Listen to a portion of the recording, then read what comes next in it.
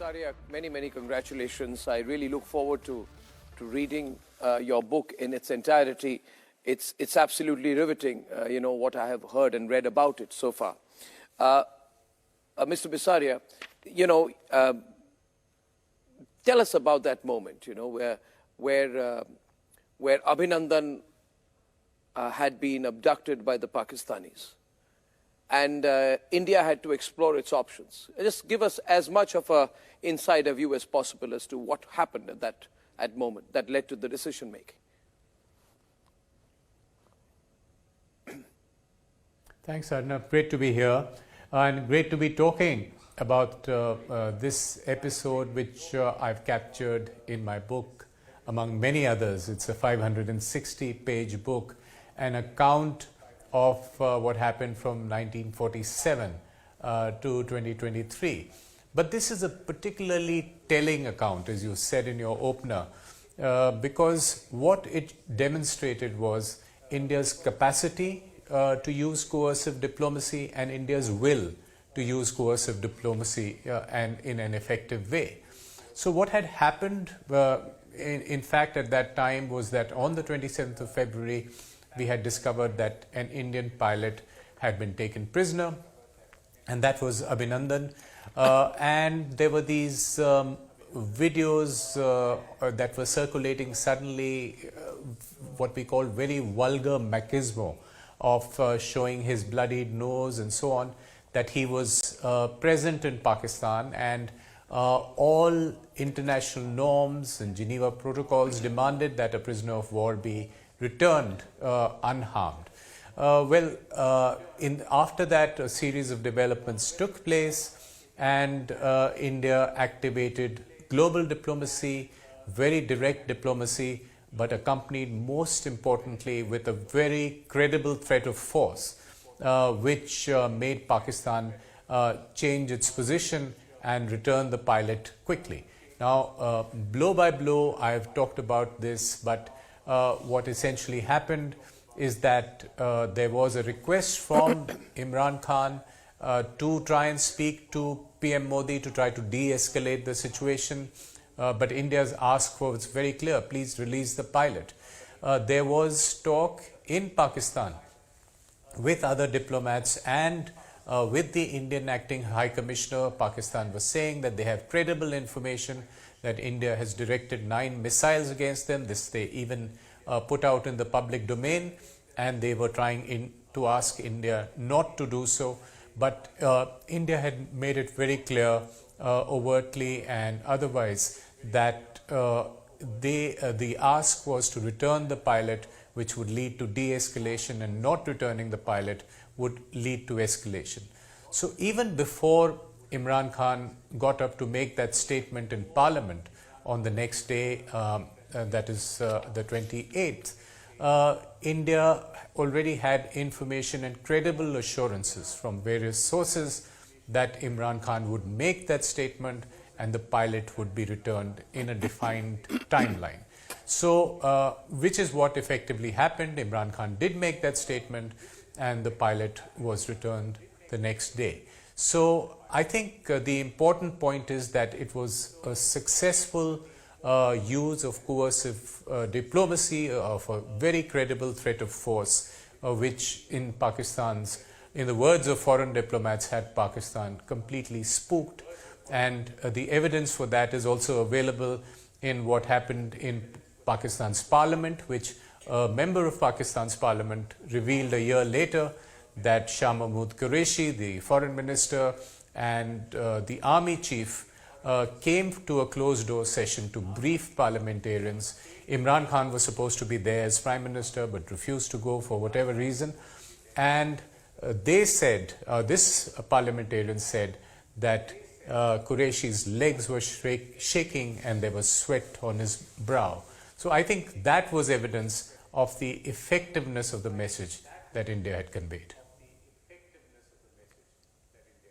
What was Imran Khan hoping to achieve with that phone call?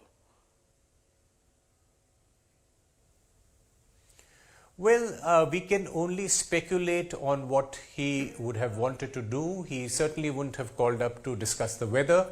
He would have called up and try to negotiate and talk about a timeline for the release of the pilot or whatever else. We don't know because the call didn't take place, but India was clear, India's policy makers were clear that there was nothing to talk about, there was nothing to negotiate. It was return the pilot or else. And that message had been conveyed through various sources. There was no need at that point for a conversation between two leaders. Yeah, and in how much detail was the war or else referred to? You mentioned 9 missiles ready to attack Pakistan. How prepared were we to go to that extent? Well, you know, my account does not mention what India was willing to do or was wanted to do, because I was not privy to that detail. And I don't want to talk about detail that I'm not privy to, because in our system it's on a need-to-know basis. So that would certainly be a decision taken elsewhere. But what we have an account of is what Pakistan themselves were telling the foreign diplomats. That was what Mike Pompeo, for instance, was talking about the US Secretary of State when he spoke to his counterpart Sushma Swaraj. So Pakistan itself was saying that they had credible evidence that India was about to launch 9 missiles on them, and that is the evidence I've cited. I've not even gone into Indian sources, but the evidence is clear from Pakistani sources. So in a way, that moment also called their nuclear bluff, didn't it? I mean, if you look at the way we responded, did it also call out their nuclear bluff?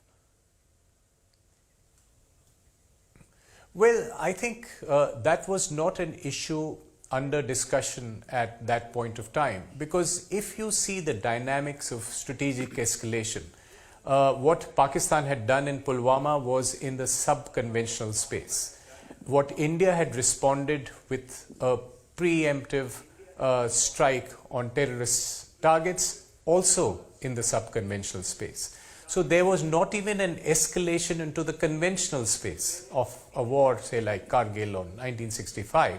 So the question of going into a nuclear space of escalation did not arise. That is a bluff or nuclear saber rattling that Pakistan had used 2 days earlier when it said that its a nuclear command authority had met. But that wasn't fooling anyone, certainly not in India. In the book, you talk about how within the Indian government that preceded the Balakot, talks within our government preceding the Balakot strikes on Pakistan. You mentioned that you had conveyed to both Prime Minister Modi and then Foreign Minister Sushma Swaraj the diplomatic options were limited. Just as much as you can share about how that, obviously how the government was responding, how quickly was the decision-making process gone through, if you can give us some sense, because we are very, very curious. Our viewers are very, very curious that in that moment, how is the decision taken? As much as you can share. Certainly. Between the Pulwama attack on the 14th of February and Balakot, there were just 12 days. And I was here in those 12 days meeting, calling on the Prime Minister, the NSA, the External Affairs Minister, in fact all members of the Cabinet Committee on Security. I was briefing them on exactly what was happening within Pakistan, and the indications I did receive, particularly from the External Affairs Minister, was that something would be planned which would be bigger than the surgical strikes. It was also mentioned to me by the then Chief of Army Staff, General Raat, who I believe mentioned it to you as well at some point, that something big would happen. Yes. And deliberately, I did not make any more inquiries into that issue, but my political assessment or my assessment of the situation, I did share with the leadership that our diplomatic options are limited in terms of talking, not talking, stopping trade, not stopping trade, and those are not enough. We would have to go into the territory of using hard power options. I did share that assessment quite widely with our decision makers, and they clearly they had the same assessment in their own mind.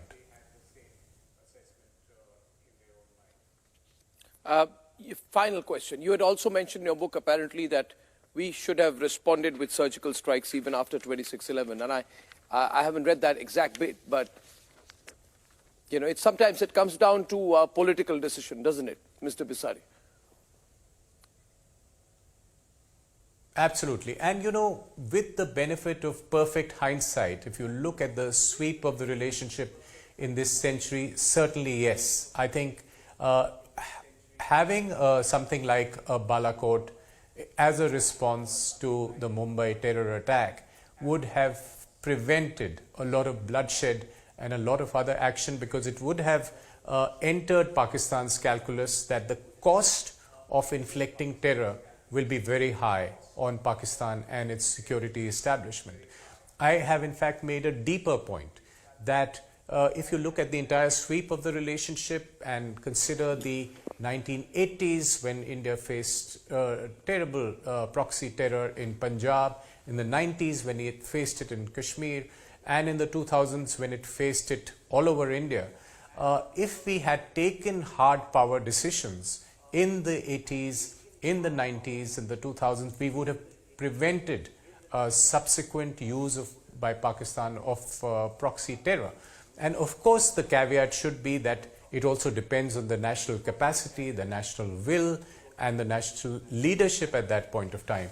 But certainly all this has come together now for us to be able to have a suitable answer, an appropriate answer for subconventional warfare. I would really look forward to reading this, Mr. Bisaria, and I would only say in conclusion, when I listen to something like this, as we move towards being the third largest economy in the world, we need a stronger and stronger geostrategic depth, which can only come out of clear and not confused political decision making. Mr. Bisaria, congratulations, and I look forward to reading that and talking more to you in the future. Thank you very much.